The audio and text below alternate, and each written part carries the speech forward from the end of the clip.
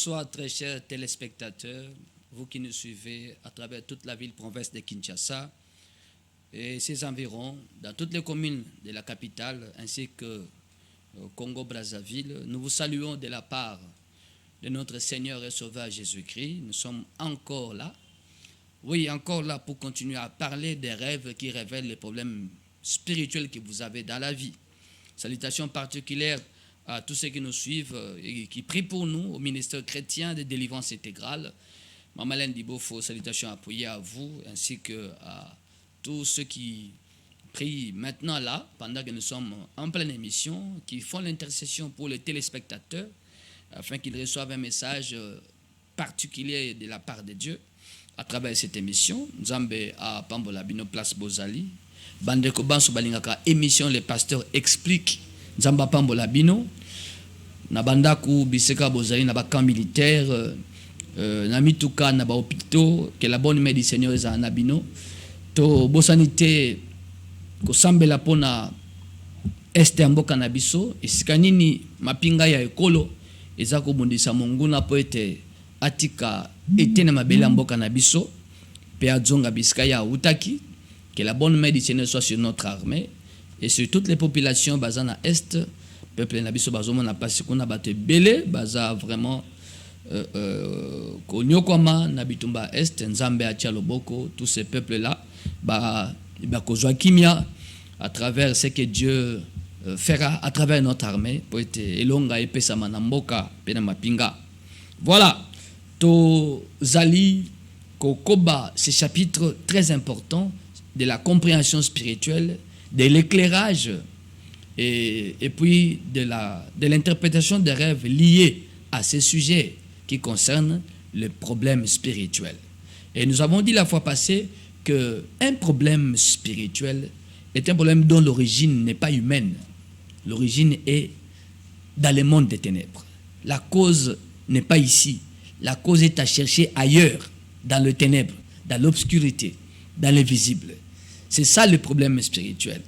Alors, c'est un problème pour lequel l'homme ne sait quoi faire. L'ensemble des questions sans réponse. L'ensemble des problèmes sans solution.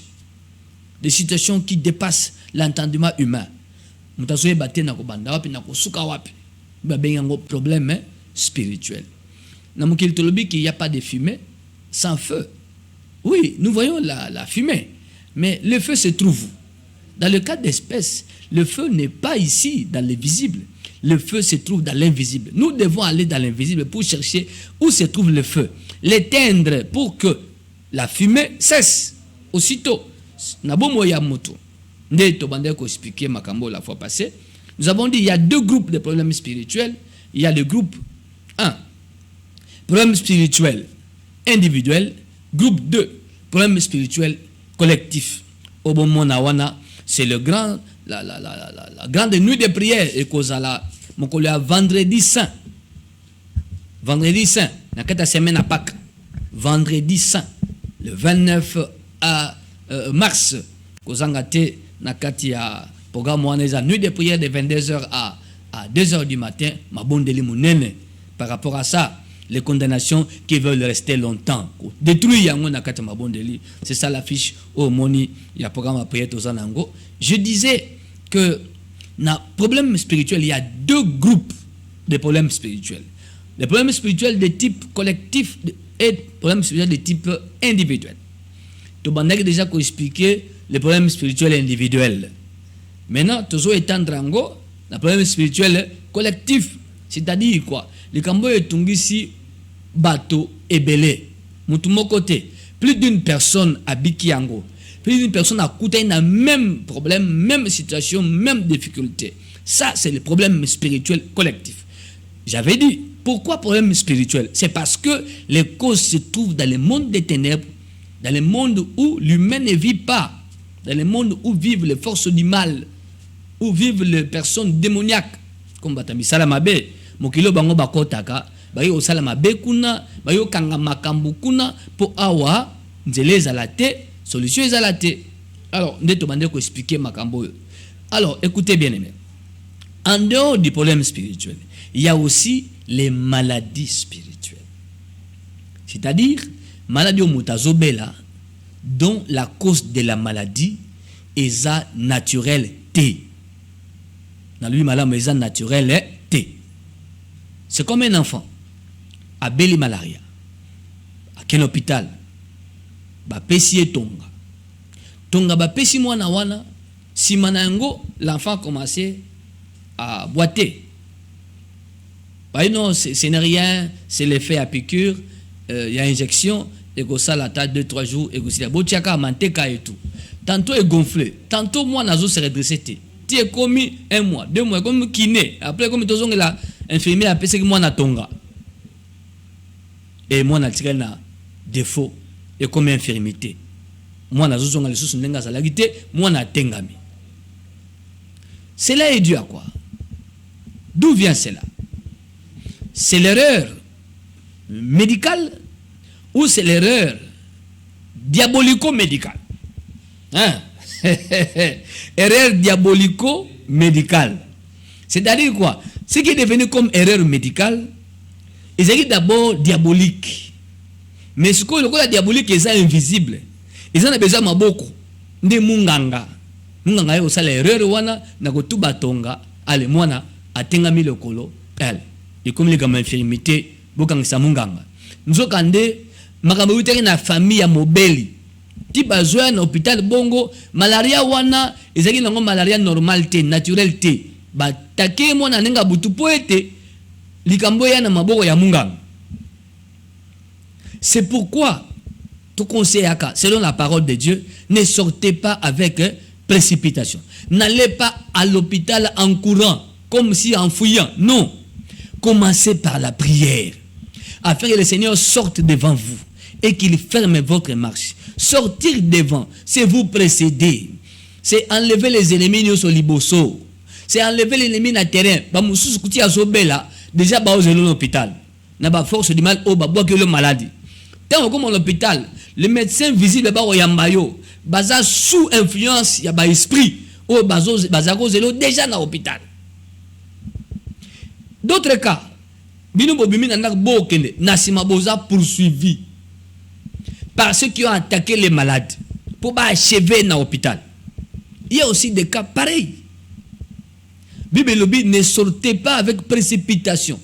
Invoquez le Seigneur, il ira devant vous et il fermera votre marche. Il faut savoir prier par rapport à cela. C'est ça l'émission, les pasteurs expliquent. Comment sortez-vous? Vous en allez comme babandaka na prière, simabo kende na munganga. Il y a aussi certains médecins. Pourquoi certains médecins, deux fois avant d'opérer mutu, toi simba mutu, soit mon flou. Vous avez une église, commencez par l'église. Avant de venir ici, vous lirez l'église Bossambela. Il pourra vous exiger ça. Pourquoi? Que voit-il? Certains médecins, il faut opérer malade. À ajourner opération. À ajourner 1 fois, 2 fois, 3 fois. Pourquoi? Que voit-il? Que voit-il? Et pendant qu'il ajourne l'opération, il conseille à la famille du malade. Il faut beaucoup prier. Pourquoi le médecin dit ça? D'autres médecins carrément ont refusé l'opération. Moi je n'ai pas le temps. C'était un faux fouillant. Akimi Kawana. Pour moi, les moutons baye na ye. Batu ba sima na ye. Ba na cercueil sima na ye. To ezala bato balingi basala mabe pendant que ye médecin a kosimba mobeli. Médecin azo kimango. Mais moi le bas, exacté. Pourquoi certains médecins basent na haute spiritualité? Pourquoi? Les cas de maladie, un malade qui vient, l'hôpital c'est tout le monde, hein, bandeko. Parce que monde a boutou. Et quand on a la moutou, ma ben hôpital. Oyebi na bobito ma bébé tout le monde a oyebi. Na batang mousso a boutou, au monde na chambre moko boyebozé 8 personnes, 7 sont partis ou 6 sont partis. Et ça rassomo. Vous direz à 2 survivants, ba musu bakati ba piqué ba crise na butu, bakati mité makana butu, na chambre na bino. Hôpital les exercices ko sarana ngute. Hôpital. Pourquoi on explique tout cela? Il y a des maladies d'origine spirituelle. Il y en a. Alors, il faut qu'il y ait d'abord la prière. Musa umeli na likamu, nzokande e uti na butu. Matthieu 13, 25 à 28. Pendant que les gens dormaient, son ennemi vint, s'aima délivrer et s'en alla. On constata que parmi les blés se trouva l'ivraie. Maintenant, on se pose la question, d'où vient l'ivraie? Jésus répondit, c'est un ennemi qui a fait ça. C'est-à-dire qui a planté ça, qui a semé ça dans le champ. Bateau Baliaka na pongi, ils rêvent, ils mangent. Ils ne savent pas que ce qu'ils mangent là, ce sont des problèmes. Parce que vous mangez dans le monde de la nuit. Tu dors, toi tu es endormi. Mais comment tu manges pendant que tu es dans le sommeil? Tu manges dans quel monde? Tu es parti dans une fête, Nandoto.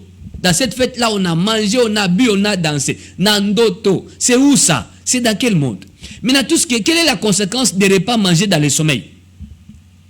Il y a des gens qui mangent régulièrement Nabutu. C'est-à-dire, chaque semaine, il faut l'autre Nandoto Rolia. Chaque semaine. Qu'il y a d'une manière ou d'une autre. Je vous prends l'exemple d'une sœur. Elle a francophonie. Azoti batu bazoke nzela la francophonie na yepe azoke ne francophonie na stade Tata Raphaël. Mais à boka lui suska batumba bantaba la venue du stade. Atala boy. Son oncle est déjà décédé. Amonier. Oh Berthe, tu vas où? Berthe répondit à son oncle déjà décédé. Non, n'a qu'une francophonie n'a assisté les lots. Ah, mais viens. On mange la viande de chèvre ici. Berthe accueilli. À s'asseoir, nous, quand on tourne le baninga naïe, son oncle est déjà décédé. Mais tant avant dit, une intelligence. Écoutez, il y a des rêves dans lesquels il y a de l'intelligence. Nando toana, maïle bomot, maïle naïe bado sala, hein? On dirait motoné à 4 ça na maïle bi. Oh, mais nous sommes koufat. Nous sommes koufat. Comment tu m'invites à manger avec toi? Nous sommes koufat.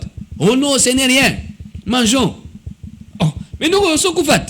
Ah, laisse un peu ces discours-là. Mangeons. De quoi Abimina Pongi. Abimina Pongi, place y a lié à monité. Donc, selon d'autres, on a allié. Mais que disait l'oncle? Ah, ce n'est rien, mangeons. Arrête un peu ces discours, mangeons. Vous voyez ça? Alamuki, Tongo, Anjine et Bandi. Ah, mais la soya qui passe. Ah, mais la soya qui passe. 10 journées, pas si à Kosaganate. N'a pas raconté maman na ndoto alotaki. Ah, na ndoto na l'hérité. Mais na zoka passe na mgongo lokola Anjine. Ba ken hôpital, ba pesi ba kisi ba zongi, deuxième jour, troisième, azoko kate. Nerona lobi, lokola olotaki. Allons voir le pasteur explique. Bah une église. Bah expliquer ndotoana. Bah expliquer ce qui s'est passé après. Ndekona ebisie, pasteur explique à l'obara na bémission na yé. Les dangers des rêves qui se présentent comme une réalité vécue. C'est-à-dire ndoto moko loti, dès que tu sors de ces songes, les effets commencent. C'est-à-dire ce que tu as vécu dans ndoto et bandi na bomoto pemba la moko. Ou bien vous sentez comme si ou tu penda kosa l'action, ou tu penda kosa la likambo. Les dangers des rêves qui se présentent comme une réalité vécue. Alanda enseignement wana. Non, allons voir le pasteur expliquer. Tant que tu sololiti n'a posé ma question, non quoi kufa bien, kufa ça fait 3 ans. Au solo taille. Oh non. Les ambala liboso. Bon, y'en a besoin d'un problème. Oh non. Problème particulier en tout cas, je ne sais pas. Mais bon, est-ce que ça non? Parce qu'il y a des rêves truqués. Est-ce qu'il y a d'autres? Parce qu'il y a aussi de la tromperie du diable dans les rêves. Est-ce qu'il y a d'autres? Prenons le langage du rêve. Yuzoke de francophonie. Ça, c'est le maquillage. On a maquillé le rêve. Ça n'a rien à voir avec la francophonie. Ça n'a rien à voir. Dans le cas du rêve, ça a la partie essentielle, la partie non essentielle. Francophonie est la partie non essentielle. La partie essentielle, c'est là où tu vas à table avec l'oncle déjà décédé. C'est la partie essentielle. C'est là. Mais est-ce que ça y est? Tu as balati la image. Un sorcier s'est déguisé bongo avec au piège. Nandoto no liaki. Oh non.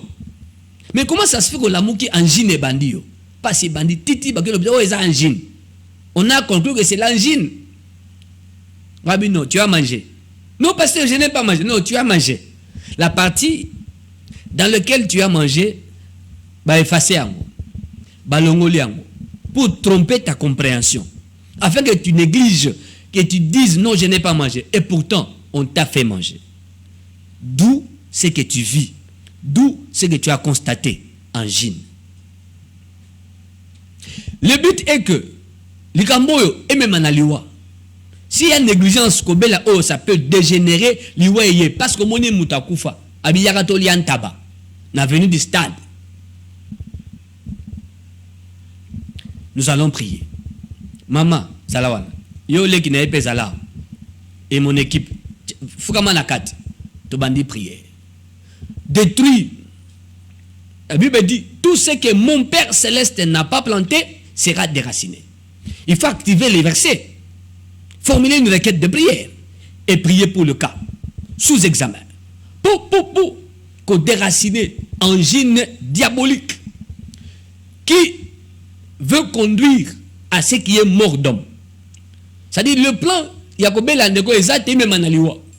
une complication, il y a prière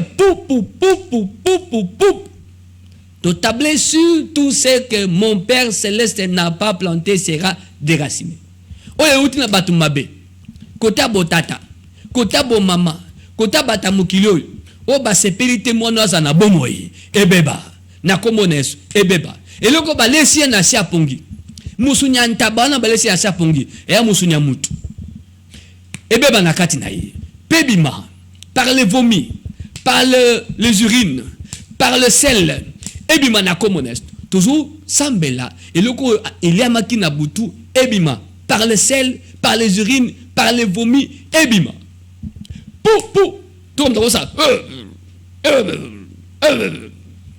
Maman a dit que ça me l'a dit. Ton sambeli a laissé la sanza à quoi? À sanzi. Mais à ce que mon passe, à ce liate. Bon, à ce sanza zanini. À sanzi.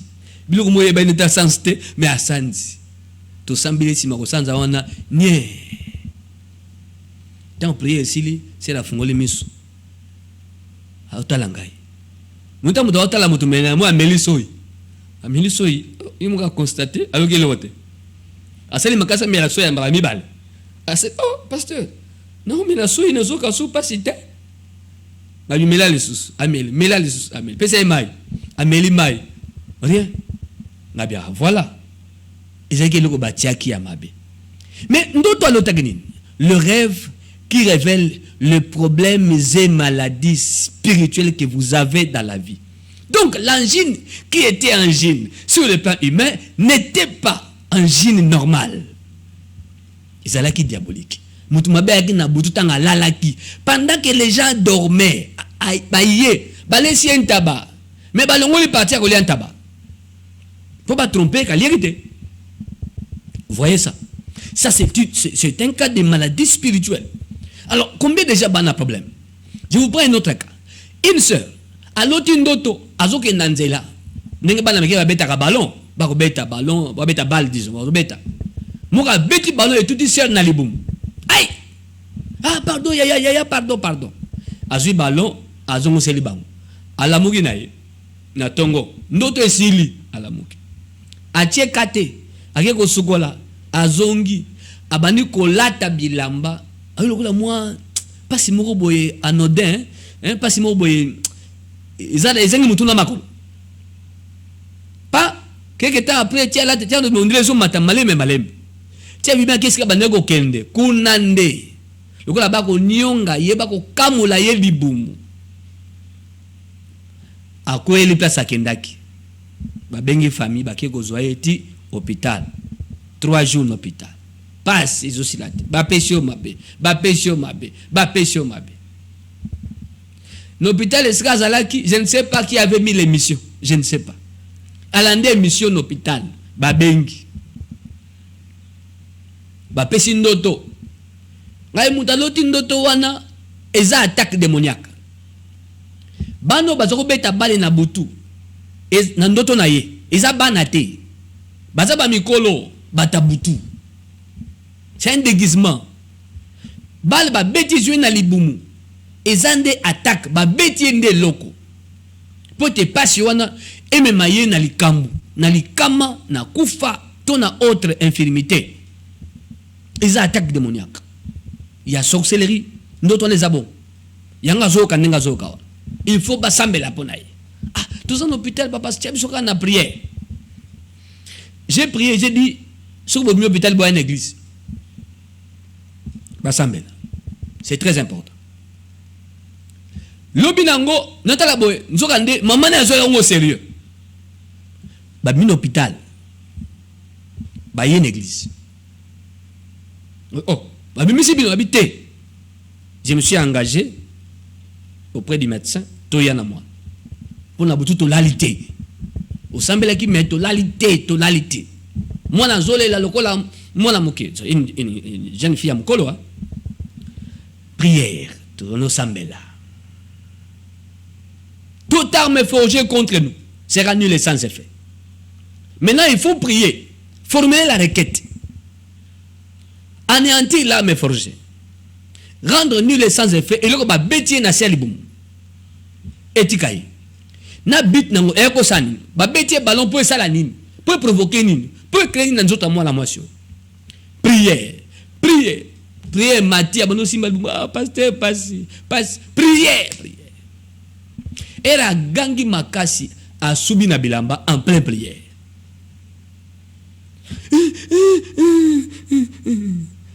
Si maman souba nous sokokata n'a pas, comme un soulagement. On a continué à prier, on a chanté, on a prié. Quiconque est derrière, pas sur Azoka Nalibu, moto. Le monde des sorciers qui jouaient les ballons dans Ndoto Naye. Moto panza mokiloana, moto panza ba. To sambil na contexte nyoso, to tourner autour de Ndoto Naye, to formuler des requêtes de prière. En tablant sur tout ce que, plutôt, toute arme forgée contre nous, sera nul le sans effet. La Bible bien, verset Oyo, formuler des requêtes de prière à partir d'Ango. La bonne prière se base sur la parole de Dieu. Tant on prière ici, tout nous autres, qu'est-ce qui se passe? Où t'es?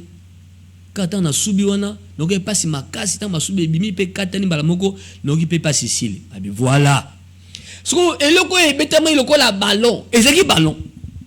Tout est une réalité nocturne et continue à l'iboumu. Et bien, nous avons gaillé. Mais bimi na masuba. Le premier cas, il me na kosanza. C'est cas ici, et bimi na masuba, a subi en plein prière. Quel problème avez-vous? Quel problème avez-vous? Ou quelle maladie avez-vous? Ce qui est apparu comme maladie, est-ce que c'est naturel? Ou bien c'est diabolique? Je prends un autre cas. Problème spirituel, dans le domaine Akobal, dans une famille. Genèse, chapitre 29, verset 26. La famille de Laban. Baye Kobal aleki.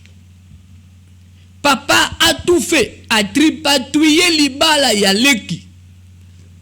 Azui yaya a kotsi na place ya leki.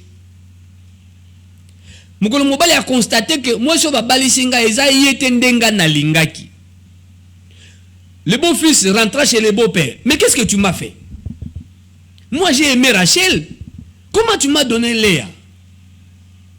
Je n'avais pas abordé Léa moi. Je n'ai pas parlé du mariage à Léa. Moi j'avais parlé du mariage à Rachel. Laban répondit à Jacob. Genèse chapitre 29. Verset 26. Laban dit, ce n'est point la coutume dans ces lieux de donner la cadette avant l'aîné. Et sa coutume n'a pas de sika oyote, les kabala avant kulutu. Oh, l'ibale n'est pas allé, donner kala censé à kendete.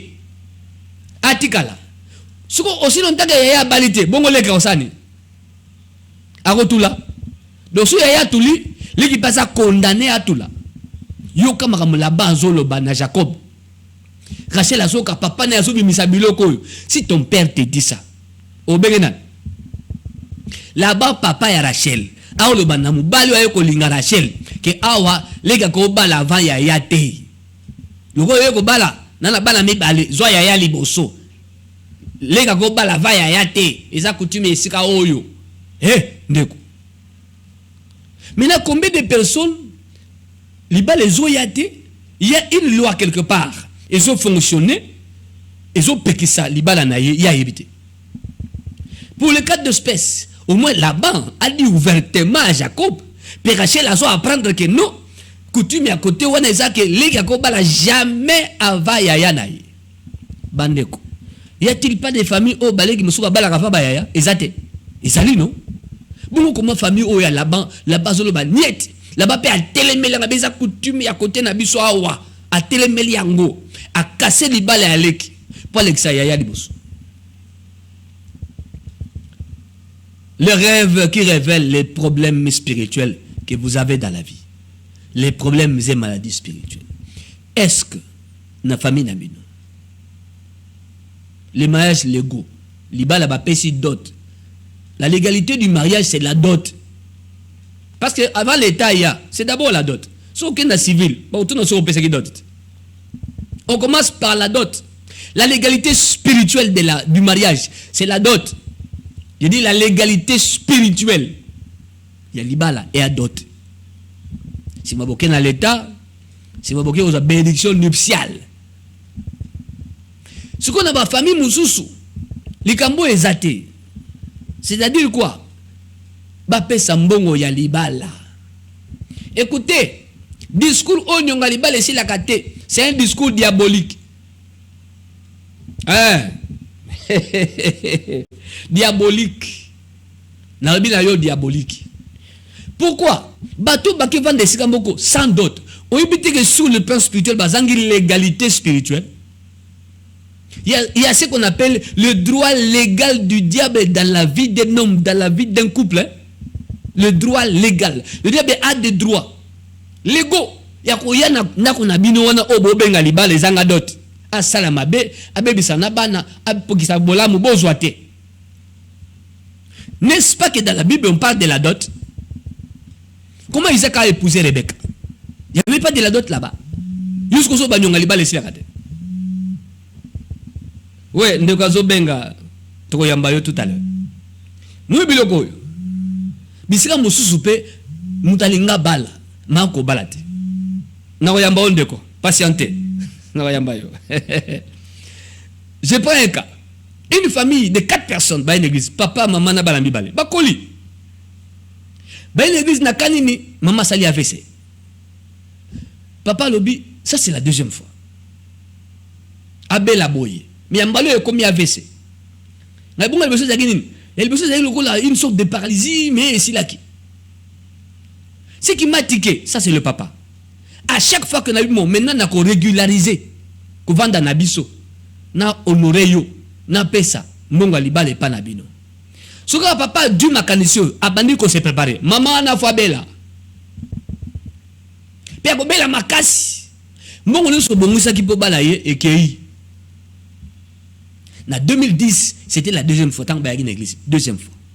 Des salami bongo. Maman la belle les sauces. Bandeko. Ça a pris 4 à 5 mois de prière pour la maman.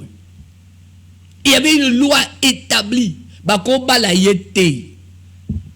N'est pas bala yana yete. Bako bala paye yete.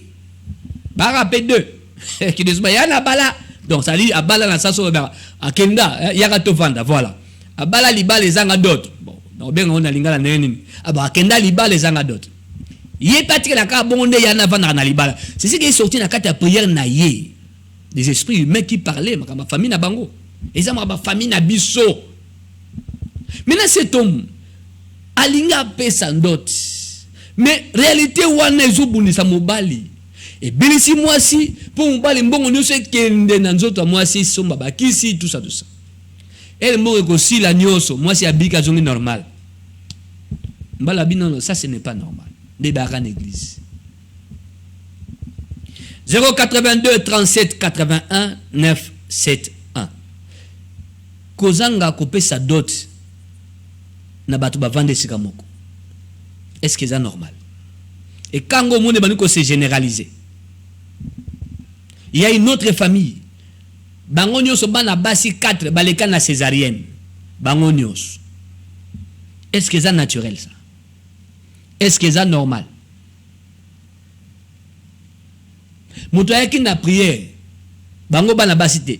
ndeko na banga mobali aye na prière na ndoto aye pasteur explique yazo benga bon na landa ki yon émission. Je me suis vu dans notre village natal. Je suis âgé, donc il y a déjà plus de 40 ans. Mais nana libala te, nana mwana te, nana mbongo pe malonga te. Vie zo kende bien te.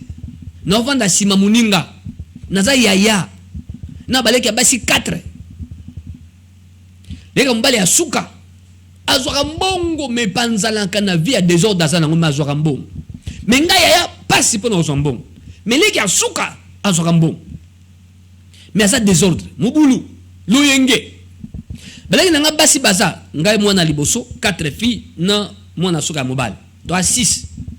So les 4 là. Basi basi. Bango nyos baleki na mbeli. Na kobota. Mais il y a des gens qui sont lotaki. Na lotaki tozongi na mboka. Ni tozo kola kala. Na moni na village bongo. Nous, à l'époque, on mangeait dans ndako ya noko. Toke sakanati, toya oliawan. C'était comme ça. Bakazi zake belé, mais c'était la femme de l'oncle qui nous appelait à tout moment. Na moni moi si andoro dia bandoro benga biso. Venez manger, venez les enfants, venez manger. Na mnoka mboka, hein? Venez manger. Ami monde ba uti ko sakana ba yeba vani ba ndolia. Mais atela na ndoto wana moi si andoro akaboli ba boule. Abi de boule ya bana mibale, atie mupanzi. 4 boule ya bana basi atie mupanzi. Boye siko maboko. Bagi ko siko maboko na mai. Hein, siko maboko. Atikali yezo mono ko na film. Abani ko lakela les 4 boules de foufou. Bana basi oyo. Babala mibala malonga te. Soki bazu mabala. Bango nyoso baleka na mbeli.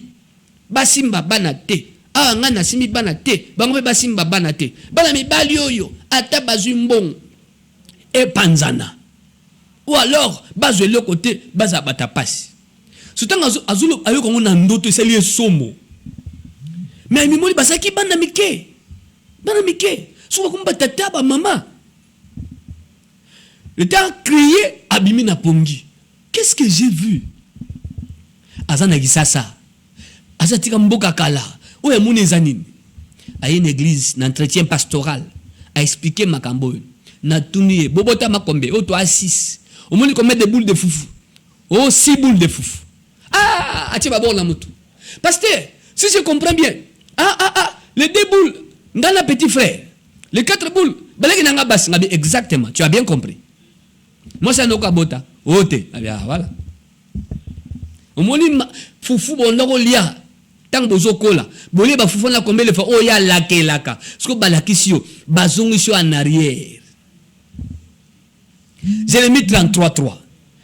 Invoque-moi, je t'annoncerai des grandes choses cachées que tu ne connais pas. 4, baleki no basi 4, bangoni so baleki na césarienne. Nzokande eza réalité ya fufu baliaki na mboka. Tant bozo kola.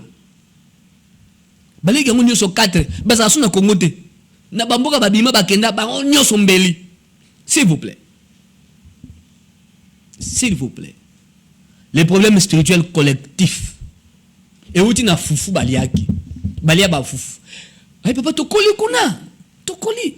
To si ba diplôme d'état si matoyo sa ba université nani to panzani. Ngai ana bango, viezo kendete. Ngai me elakileza na foufou ba lo liat. Aba bilo msusu. So bozu mbongo ba no panzana. Oyebi singa eleki no azwaka mbongo panzana kano. Ça dit une réalité so beta na côté eleki na yo, une autre so beta na côté na yo, toi tu n'as rien. 082 37 81 9 7 1. Ndeko bandeko benga na autorisé au benga na goyamba parce que je voulais laisser cette explication pour te comprendre. Le rêve qui révèle les problèmes spirituels que vous avez dans la vie. Oui, nazui. Bon, tous voix voice ndeko yo. Yokai.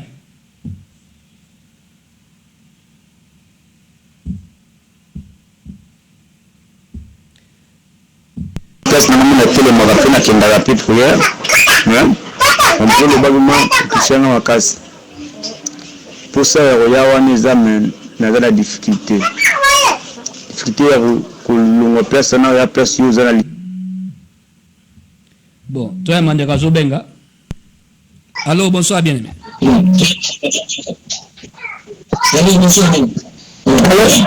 Allô, bonsoir, papa.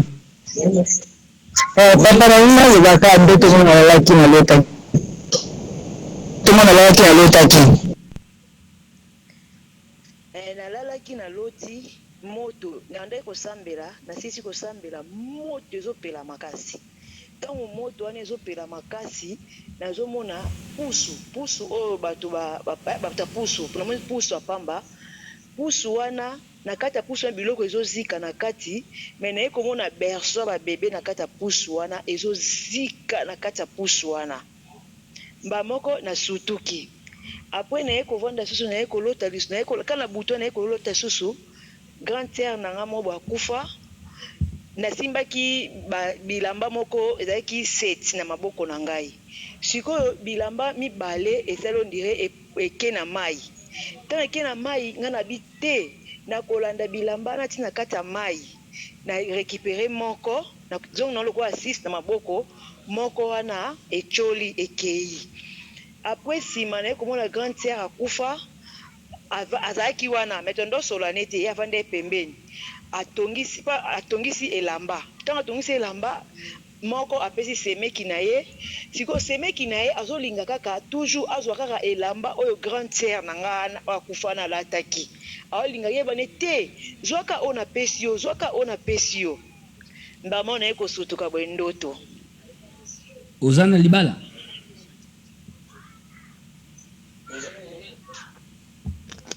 alo maseur oza na libala obi papa oza na ndako ya libala naza libala oza na bana oza na bana te naza bango te osi osali mbula boye na mariage nasali déjà bientôt nakosa 4 ans nano boti te voilà il y a un problème de ce côté là au moins poussou bon nakata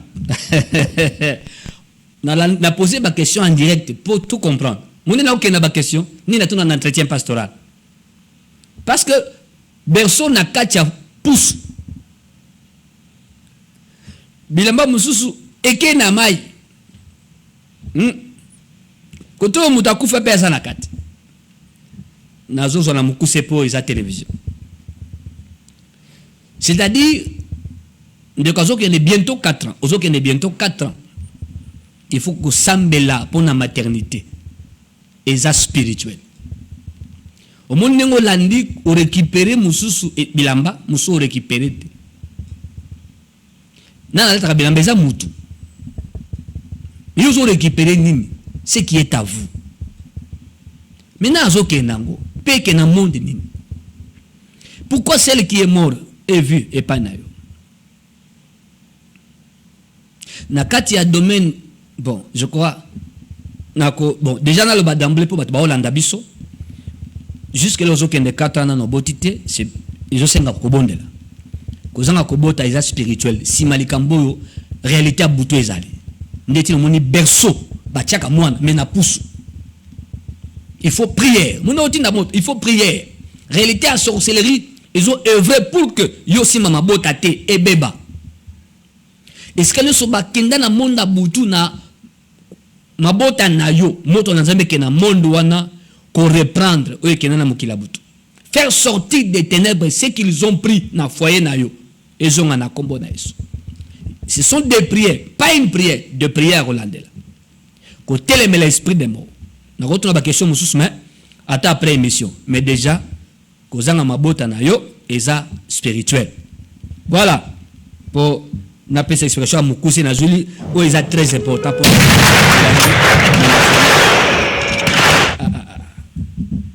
waneza ba caprice téléphone voilà musuto osola yango après émission tant que osola mais kozanga mabota na eza déjà spirituel eza problème spirituel mabota ezali mais kokoso eza na monde d'esprit.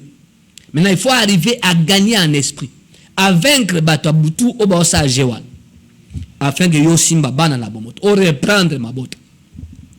Voilà 082 37 81 971 tuzoko yo kande ko muka tinda biso voice na ye aïe On a été interrompu par l'appel Yandeko. Bon, néanmoins, nous avons SMS. Batindi. Bonsoir, papa. Ezanga frère Jires. Nga soki na bandi vie de prière na kendaka liboso te. Eza nini abakisi.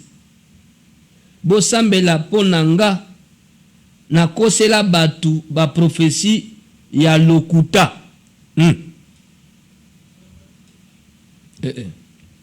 Na yiba na kati ya église.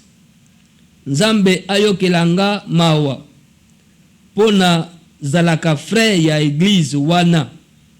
Bosambela pona nga na lingi na zongela mosala ya Nzambe. Pona salela ye na ndenge ya malamu. Frère Jires, olobi que vous avez besoin de la vie de prière. Nous olobi soko bandi vie de prière okendaka liboso te obakisi opesa ba prophétie lukuta obakisi oyiba na église. Est-ce que vous confessez pas pasteur Nabino na église oyo sambela? Tu as confessé auprès de lui? Va voir les pasteurs, confesse. Va voir les pasteurs. To sambela pono boete opesa ba prophétie lukuta nengo lobi oyiba na église nengo lobi. Il faut que tu vois les pasteurs. Confesse auprès de lui et qu'il prie pour toi. Confesse. Comment sont les mots Nzambe ko sambela sans pour autant réparer? Confessez pas à pasteur Nabino pour bien faire une église wana. Confessez là-bas auprès de lui. Commence par là. Pour ça nous ya kozonga ko saila Nzambe na nenga solo yebisayi. Parce que oyiba na kati église ya Zokamba, opesa ba prophétie lokuta na église ya Zokamba. Puis osa conscient prophétie opesa ya lokuta, osa conscient. Confesse auprès de votre pasteur. Voilà. 082 37 81 9 7 1. 082 37 81 9 7 1. Nazo peso programme spécial. Dimanche les culte à Rameau. Dimanche. Et la semaine qui suit, c'est la semaine de la Pâque. Alors, on a la réalisation, si nous parlons le même langage, on y affiche. Voilà, merci beaucoup Ndeko Kandolo, Ndeko Patrick Bisika Bozali. Alors, nakati wana, eza mukolo ya crucifixion. Vendredi saint, le 29 mars, dans la grande nuit de prière, détruire et vaincre les réclamations venant des condamnations voulant rester longtemps dans nos vies. Les condamnations voulant rester longtemps. Hein? Détruire maintenant. Les réclamations qui viennent de ces condamnations-là, qui veulent rester longtemps. Bible Lobby, il a effacé l'acte dont les ordonnances nous condamnaient et qui subsistait contre nous. Subsister, c'est vouloir rester longtemps. Des prières, tout ça, nuit de prière, de 22h à 2h. Avenue Lissala numéro 12, commune de Kassavubu, référence arrestation Mongolo. Mokolo à vendredi saint, vendredi à crucifixion, na semaine à Pâques, le 29 mars, Kozangate, na église MCD, na programme Oeza, nuit de prière, ya mabondeli, journée wana biso nyonso, ba jus de fruits, ba yaou, ba lekaye, maï, comme la, na état de prière. Tout ça, la moins jeune, moko pété. Ba jus, ba yaou, ba lekaye, mela nengo lingi, ba fruit lia nengo lingi. Donc tika la bongo toute la journée, il nous tokuta na 22h to bani ma bonde li ti 2h ko sambela. Et ça prière puissante, prière d'autorité, prière de profondeur. Mokolo oyo yeso mataka na ekulusu, jour ya crucifixion. Ko zangate na programme wana vendredi 29 mars ko zangate. Nazui message mususu.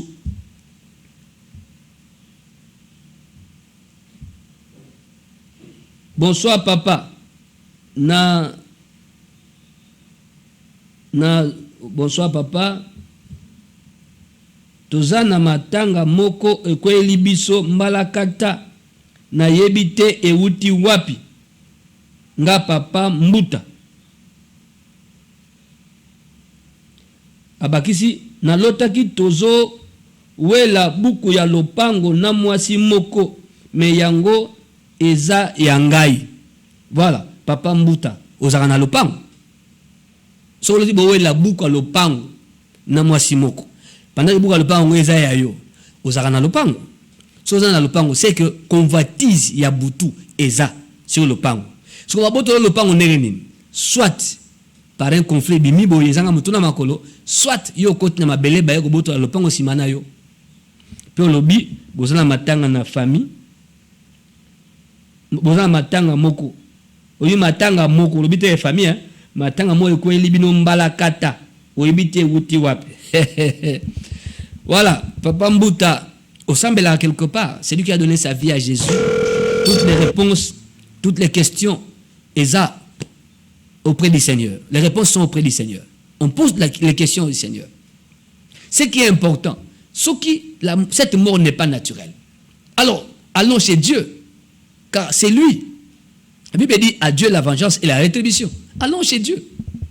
Bisous tambola radio no tambola gauche à droite on tambola te to sambela kanzambe. To sambela kanzambe parce que nzambe ndaza à lui la vengeance, à lui la rétribution. Bon, to zinde ko mususu azobenga. Oh là là. Oui, allô maman.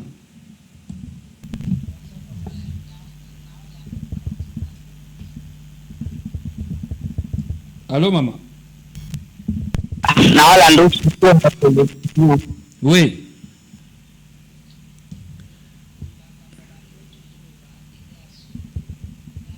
Au lobby?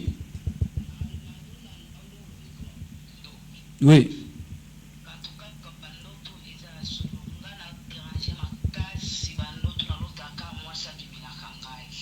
Moi, ça dit Milakayo.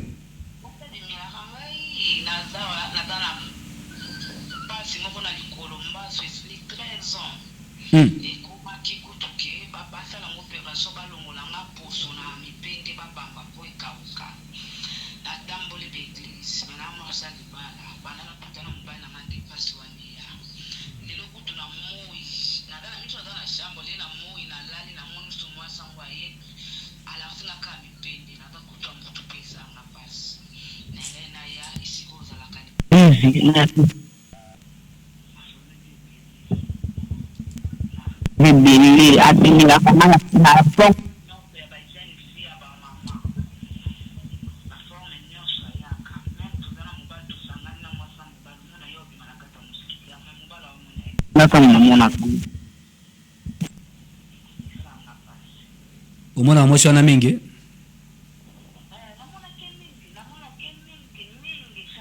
oyebi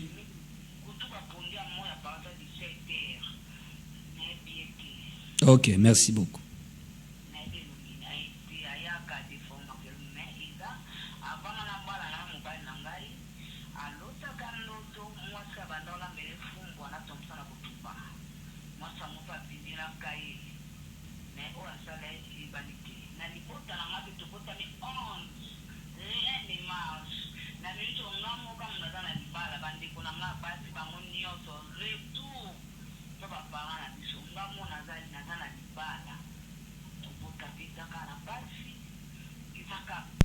na biso passe biso 11 eza 15 ba moment mitatu moto moko te arrêté na ba oyo bakenda na ngola bazolela passe tina zo bengo boye na bengo na se passe na motema na ngai nazoka passe na libota na bana na biso toboti bana kitoko mabali zati.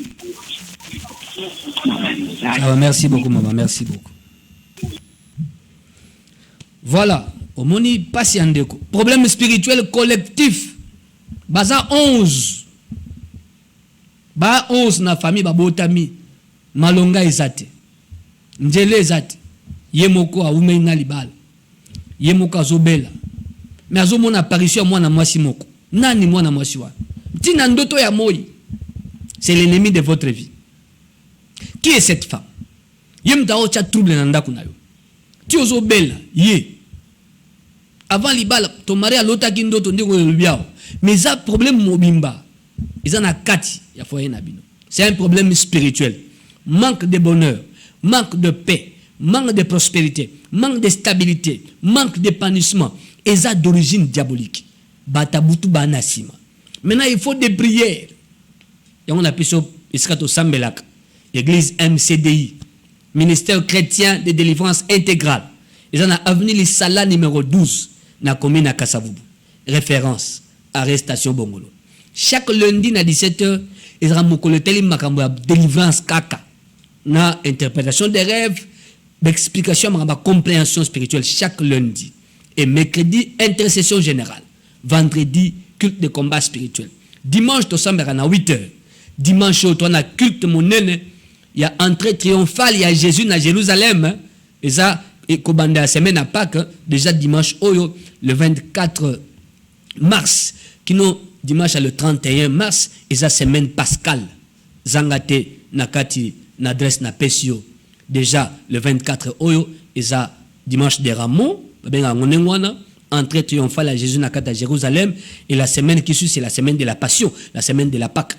Vendredi le 29 mars, on a nuit de prière de profondeur. Les condamnations qui veulent rester longtemps, détruire ces condamnations, qui veulent rester longtemps. Tout ça, mais de 22h à 2h. Le 29 mars, vendredi le 29 mars, la semaine à Pâques, mokole à crucifixion, au bac à nekulu sous la condamnation de rendez-vous monen de Zarangona Mabondeli. Voilà, 082 37 81 9 7 1. Nazwa, ba message ya bandeko. Aïe aïe aïe aïe. Aïe aïe aïe aïe. Zaibelawa 082 37 81 9 7 1. Dans un message de Moussou de Tindaki. Bonsoir papa. Nalingi nazwa idée pour na ba livre ya bandoto parce que nalandaka yo mingi na ba émission. Vraiment nous avons besoin de livre wana émission moko nalandaki ezali très intéressant. Alors na bosana ki jour il y a émission. Nous avons besoin de livre. Oui, livre sur le rêve que j'ai écrit. Ils ont avenue les Sala numéro 12, commune de Kasavubu. Référence arrestation, bon, c'est église des alliés. Si vous avez besoin, on est qu'un intendant côté que là. Toi, un mandé au caso benga. Allô, bonsoir. Ah, il est parti. Voilà, les livres sur le rêve que j'ai écrit, titre les dangers des rêves de votre sommeil. Ils à côté comme on a église MCDI, na avenue les Sala numéro 12, commune de Kasavubu. Référence arrestation Bongolo. Cette émission sur le cas, Lelo en direct. Là, je suis en direct. Si vous ratez un Lelo, vendredi à minuit ou alors dimanche à 15h40. Kangaba rendez-vous. Chaque jeudi à 18h35, BSC TV, chaîne de l'émergence. Chaque jeudi en direct, 18h35. Rediffusion vendredi à minuit et dimanche à 15h40. Nazui ayaya ndeko mususu azo il y a trop de messages. Voilà, ngai na lotaka abandi bongo ngai na lotaka mingi nazomona bangulu ya zamba to ya mboka ilakisi nini pona yebaka malamu na mboka famille na biso. Oncle nanga na mboka azalaka na nzungu ya usugisi kaka nzungu ya oyebike na mboka oyebike noko na bino azalaka na nzungu ya nini kasi po olobika kaka nzungu ya o compléter comme ça eza nzungu ya kisi ya makamunini po osembolite mais olotaka uzumuna bangulu ya zamba, bangulu ya mboka. Ngulu aza être vivant. Nyama zaka être vivant. Mais pour nous osangisi yango suko na nzungu o ya noko na bila zaka na mboka. Bon président be nzungu yango ya makamunini. Qu'est-ce que tu connais ou bien nini yo yebi ya nzungu wana? O noko zaka na mboka.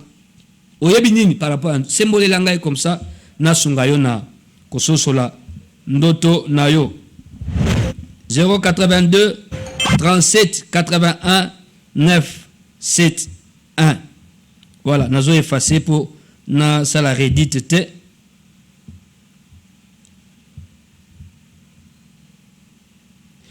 Bonsoir, pasteur. Moi, c'est frère Gédéon depuis Ngaba. Bon, tous appellent Andeko. Allô, bien-aimé. Allô, papa, bonsoir. Oui, bonsoir. Ndoto msusu wabo.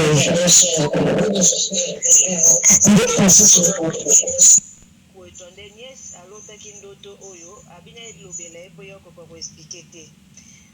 Mama mo tovandani ya lupango moko abandaki kofuta na lupango na so asala 30 ans. Sikoyo ye alali aloti nièce na nga aloti andaki kosanola suki. Ntango azosanola suki na pene na ye ndenge banini etikalaka basuki etikaka ya kata pene, mama wana azwi suki na ye, azwi yango atiango na kati ya papier mouchoir, apoti yango na kati ya tolo. Na tolo na ye. Mama na yeba ete ke ye nièce na nga temaki na nsima na fenêtre azotala ye. Mama ko andi kobania bi mama zongisela ngai suki na ngai. Mama na siko alinga longola azisiko angasala échange angasala siko suki ya ye moko mama wana azongisela ye. Ya lobi na di te mama o suki na ngai te, pesa ngai suki na ngai, naza na besoin suki na ngai, pesa ngai oza suki na ngai te. Mama ko aye kosala makasi, aye kobotola ye suki wana. Mais place ateki basuki wana amoni basuki ya bato ebele, mama wana azo basuki wana akanga ngo na kati ya papier mouchoir abomba basuki ya bato wana. Mama ntango abotoli ye mama nalinga bundisa ya bina yenga na obunda na ote na bengelo mama na biso ya kobunda okosona mama ya biso. Mama koko ya mama wana amoni ye abandi kolanda ye. Yesu anga beta ye babi tika ye yazaka mwa malamu tika ye. Yesu ko koko na ye wana abandi kotuna ye muniesi na ngana bikambo abandi so ko expliquer. Siko koko mama na ezo bisa bi nga pe na kompona kate basuki ebele ya bato azwa abomba asala na ngoni to ye badiso asala na ngoni. Ba moko asutuki mama ndoto ikatani wana. Mama wana azana bomoi.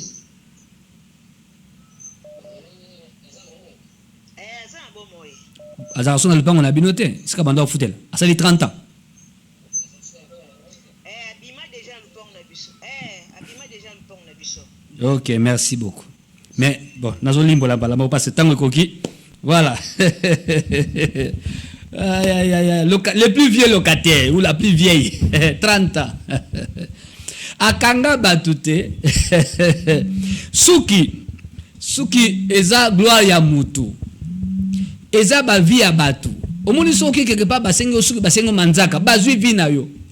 Lokola zo basuki ebele akanga ba vie ya batu ebele. Lokola nièce no aloti bongo. Ça dit na nièce na yo, elle a perdu des choses partie chez maman wana. Ça dit tia so ba benga maman, eza maman te. Il faut ko benga un plus fort que maman wana, locataire wana. Faut ko benga le muta makasi koleka ye.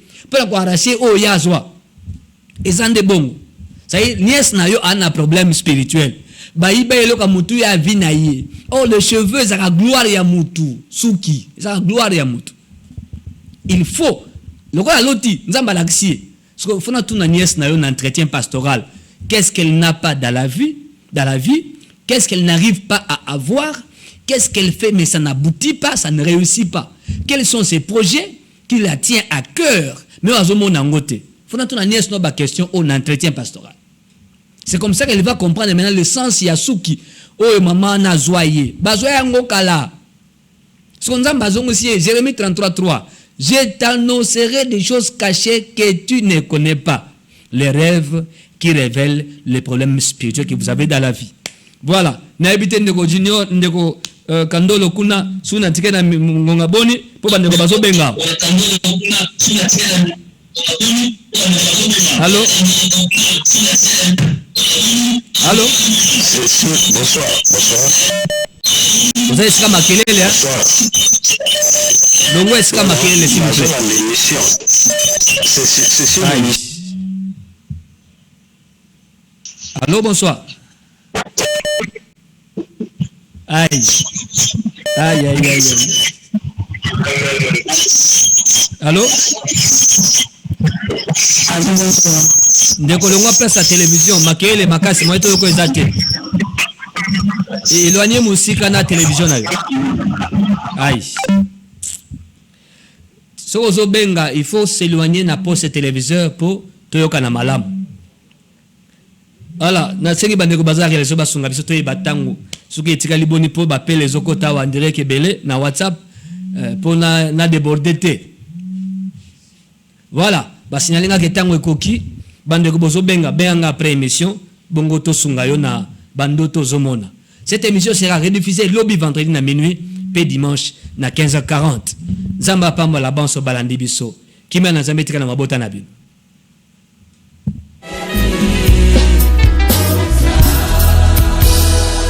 Na bangate na yebi ozali boso sima mopandi yokotambwisa ngai na yebi ozali